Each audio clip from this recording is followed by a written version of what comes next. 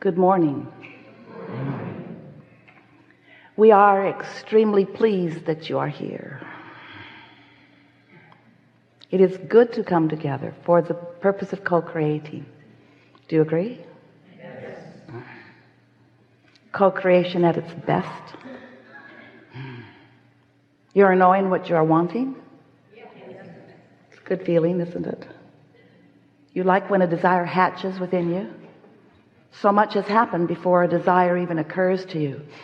And sometimes when a desire occurs, you think that's just the beginning, and now you go to the hard work of making that desire a reality. And that's what slows it all down. First, that you think it's hard work, and next, that you think that you have to make it a reality, and next, that you don't understand that the momentum has already begun and is well along the way. And that is the reason, in fact, that you even received the idea or the knowing of your own desire. Sometimes your desires come and they don't last very long. And the reason they don't last very long as that exhilarating feeling of new life that they are meant to feel like. The reason that that doesn't last is because you let the reality that has already manifested overshadow this new budding reality that is in the process of turning from a vibration to a thought when you received it as a desire, and now from that thought desire into the physical equivalent. We really want you to get the sense of how vibration turns to manifestation. It's a question that mankind has had for such a very long time, because you have a hard time seeing the very beginning of this magnificent time-space reality that you are now living within. It's hard to go back and understand that everything that you are seeing and hearing and smelling and tasting and touching was at one time a vibration that was conceived of by a creator not so different than the creator that is now you. And so we want, in these hours that we are together, to convince you that you are a creator, that you can be a deliberate creator, that you can understand the laws of this universe. You can get in sync with the laws of the universe. You can tap in to the frequency and to the momentum that is you before you even became this physical being that you know as you. We want you to benefit by the momentum, the leverage, the clarity, the power of your beingness, and not rely so much on only the action that you or and others are able to offer. Things that are happening in your physical world aren't about the action.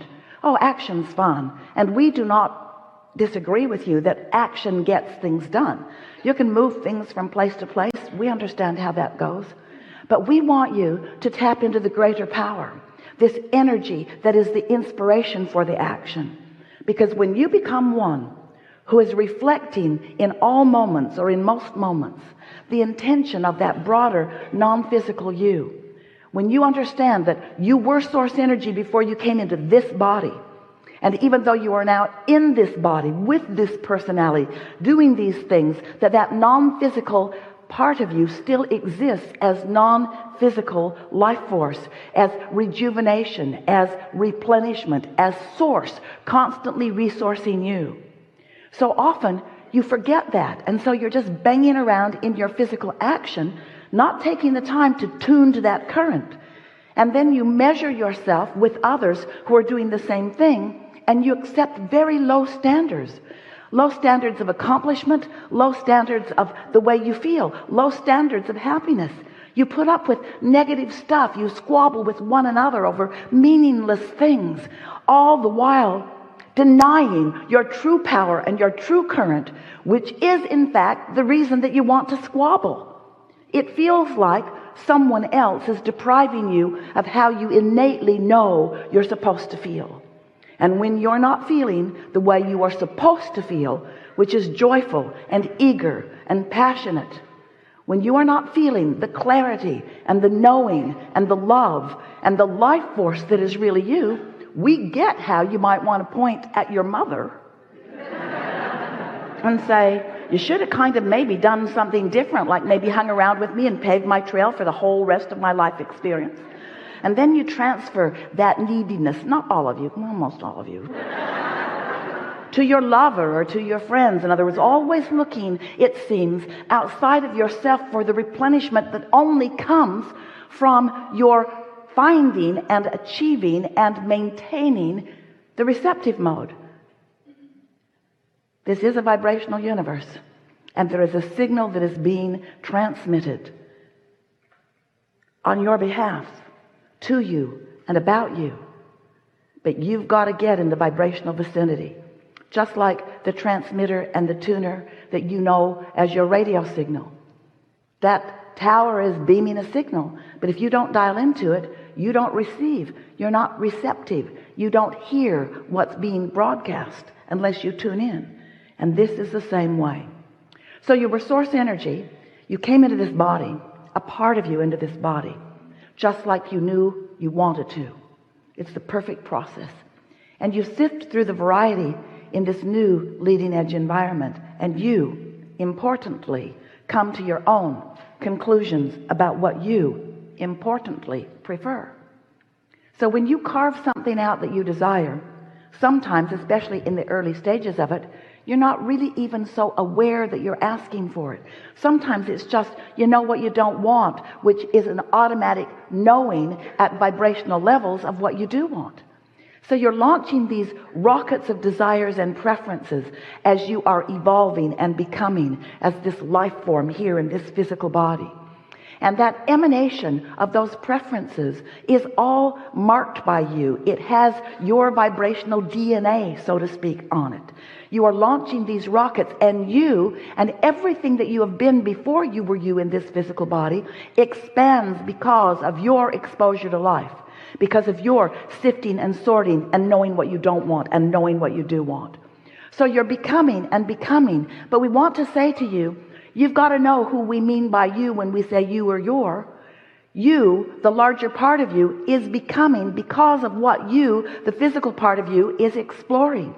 Your inner being is becoming more and more and more knowing, more desiring of more things, more vibrationally attractive. And what we mean by that is, with everything you ask for, your inner being becomes the vibrational equivalent of it.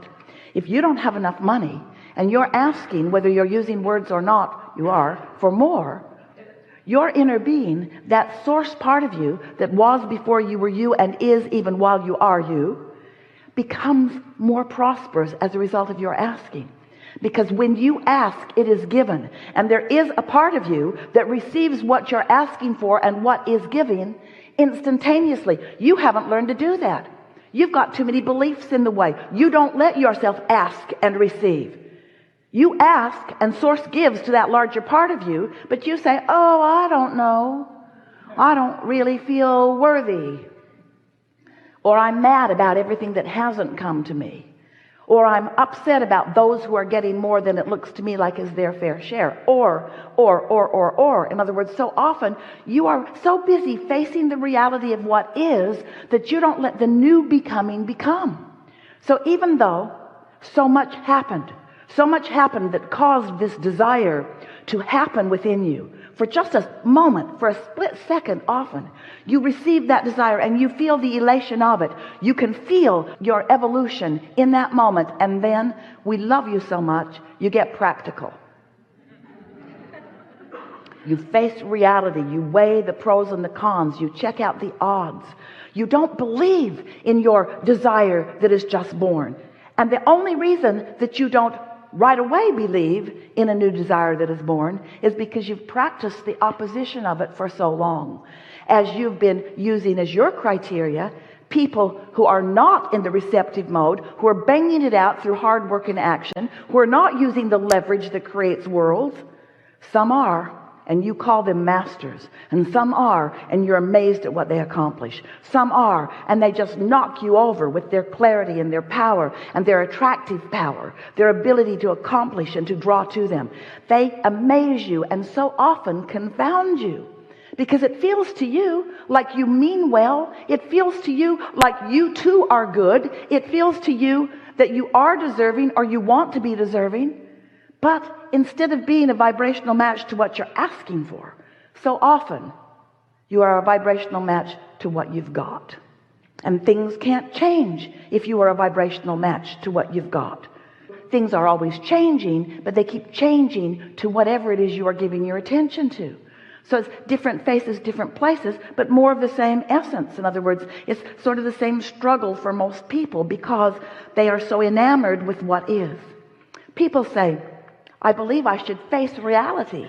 And we say, we get that.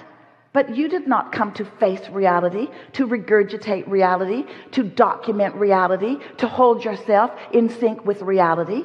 You came to create reality. You came to create new reality. You came to let this magnificent time-space reality inspire you to improvement, to new preferences, because you understood that if this time-space reality can cause you to desire something, to launch that rocket, you knew before you came into this body that once that rocket was launched, once that vibrational becoming had happened, that your inner being, that which you want to call God, that source that we want to call the resource of that which is everything, will join that thought, and the law of attraction will respond to it, and your idea, your vision, your desire, your wanting will become a reality, and you get to be the witness of it. We want you to be the witness of your desire turning to the manifestations that you have asked for. We want you to understand that if you could just understand that that is your work, to witness it, not to make it happen. You don't get into your automobile and ever have the urge to get under the hood and be part of the engine and make it go. I'll just tug along on these pulleys for a little while today. That never occurs to you. You understand that there is another engine, another force, another mechanism, and you do what you are meant to do. You decide where you want to go, and you point in the right direction, and you make the correcting changes all along the way. You guide yourself to where you want to be, and that's what you are wanting to do here. You are the chooser of where you want to be. Law of attraction is the engine that will bring it about. But your mechanism, your function, your success, your happiness, which is the success that we're really talking about, is all about your finding vibrational alignment with what you're asking for.